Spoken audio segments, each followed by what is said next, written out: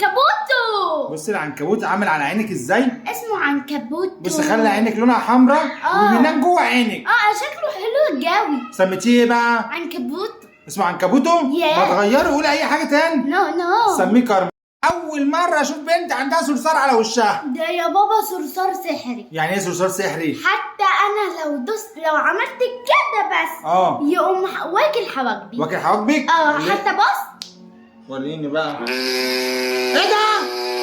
واكل حواجبك بجد؟ لا ما تدخلش بالخ. يلا يا جوجو ورينا هنجيبي كام من 10؟ ماشي يلا. ادي اول واحده، تاني واحده، تالت واحده. شطوره يا كوكو والله. انت عارفه من غيرك ما كنتش عارفه. ايه انا مالي انت اللي وقعتي. بابا ايه؟ على فكره انت مش تسمع كلام ماما. جوري مش بتسمع كلام ماما؟ حتى ماما تقول لها على حاجه بتقول لها مش بعد كده بقى مش بتعملها لها. ده انا هوريها خليكي بقى. يا جوري.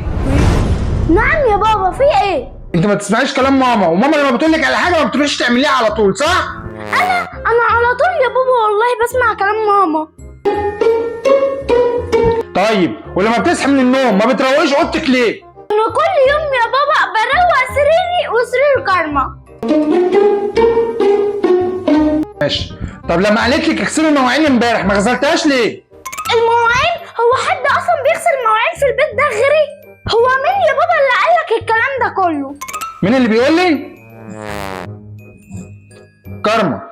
على فكرة بقى يا بابا عشان انا ما اديتش اللعبة بتاعتي لكارما، كارما راحت قالت لك كده. يا كدابة. بابا مش انا بقيت بطير؟ باظ يطير؟ باظ يطير ايه يا بابا؟ بقولك بطير. بتطير ازاي يعني؟ بحط ايدي في جنب كده وابص لفوق وبطير. طب ورينا كده. بص. الحد طارت بجد. بابا انت ليه ما تخرجناش ليه؟